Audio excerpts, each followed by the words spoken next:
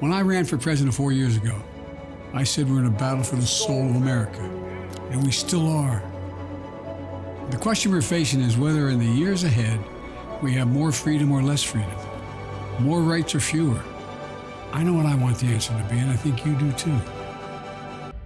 That's why I'm running for re-election.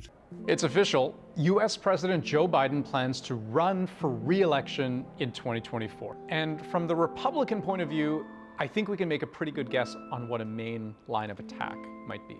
Where's the cognitive test? We have a cognitive error a day, at least, from this president. He can barely walk, barely speak, barely make sense. Well, he is too old, and he knows he's too old. And it's not just a right-wing jab. There have been a few left hooks thrown in, too. Got to work together with the Kamala Harris, with Harrison Ford, pardon me, Henry Ford, excuse me, Machine Gun Kelly, come on.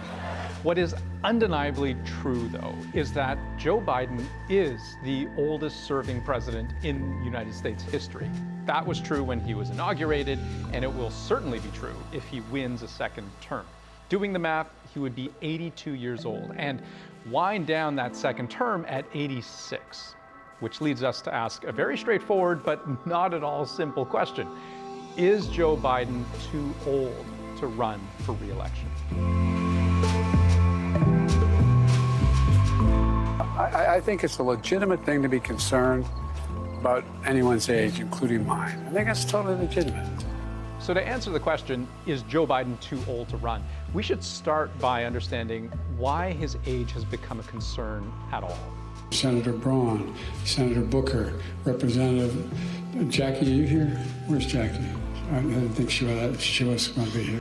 Asking if Jackie is in the crowd, pretty normal. But the Jackie he was referring to was Congresswoman Jackie Walorski, who had died in a car crash a couple of months earlier. Repeat the line. Women are not without electoral and or political, or maybe precise, not and or political power. How, in making the case of the freedom men have, what do you do to, other than to sort of embarrass men into getting into the argument and voting the right way on this issue? Well, look, I mean, he has made clear that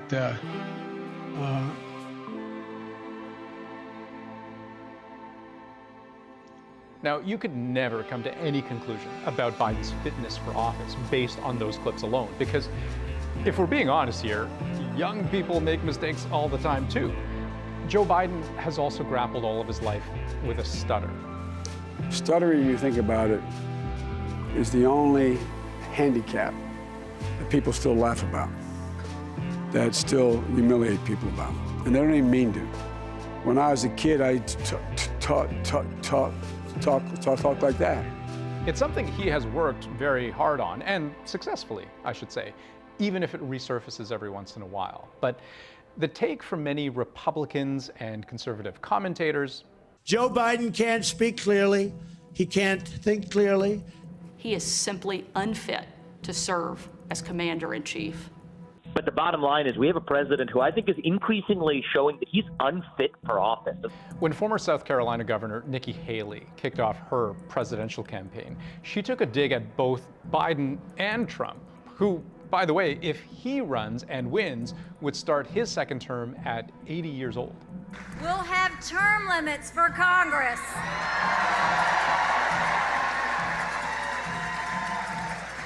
And mandatory mental competency tests for politicians over 75 years old. And Texas Senator Ted Cruz told CNN, Biden is plainly diminished, far below the threshold needed to be a functioning and effective president. Which does raise an interesting question. What is the threshold needed to be a functioning and effective president? Well, short answer, there is none. There's certainly no upper age limit. There's a minimum, you have to be at least 35 years old to run, but there's no maximum. And the US Constitution is actually incredibly permissive in terms of who is allowed to run for the highest office in the land. You could theoretically even run from jail if you want, and win, and serve. No, the single greatest protection against electing a president who is too old is the electorate itself. Voters decide who's fit for office. But it gets way trickier once you're actually in office. There are the yearly physicals. This time for President Biden, this right here, results of his annual physical. He had it this morning, lasted several hours. Every year, this has become a kind of political sideshow, the annual visit to the doctor, where the president's physical, mental, even emotional well-being is evaluated. Usually, the results sound like this. In summary, the president's overall health is excellent. His cardiac performance during his physical exam was very good. The results of President Barack Obama's second physical since taking office are in, and the news is good. Obama's doctor says the commander-in-chief is in excellent health and tobacco-free. And after Biden's most recent physical this past February, the doctor said this: "The president remains fit for duty and fully executes all of his responsibilities without any exemptions or accommodations." Translation, he's healthy and well. He's getting older, certainly, and his team actually, brought in a specialist to assess his gait.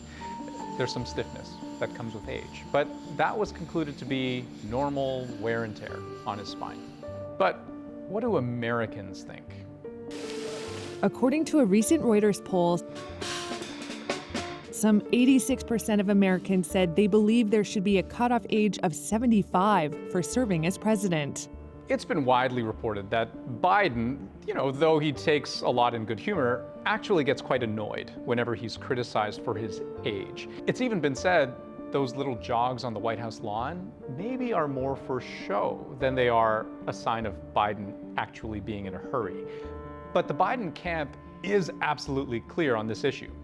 The test of whether the president is capable of being president is watching the president be president. Biden's supporters say he's stable, a steady hand who, with age brings wisdom, experience, and who isn't exactly slowing down. Here's a recent exchange between CNN's Jake Tapper and Biden himself. Democratic voters overwhelmingly like you, but one poll shows that almost 2/3 of Democratic voters want a new nominee in 2024, and the top reason they gave was your age. So what's your message to Democrats who like you, who like what you've done, but are concerned about your age and the demands of the job? Well, they're concerned about whether or not I can get anything done. Look what I've gotten done. Name me a president in recent history who's gotten as much done as I have in the first 2 years. Not a joke. You may not like what I got done, but the vast majority of the American people do like what I got done. And so it's a matter of, can you do the job? So, is Joe Biden too old to run for re-election? Damned if I know. But whether it's, as Biden himself admits, a genuinely legitimate question or just a political cheap shot to undermine him, at least two things are true.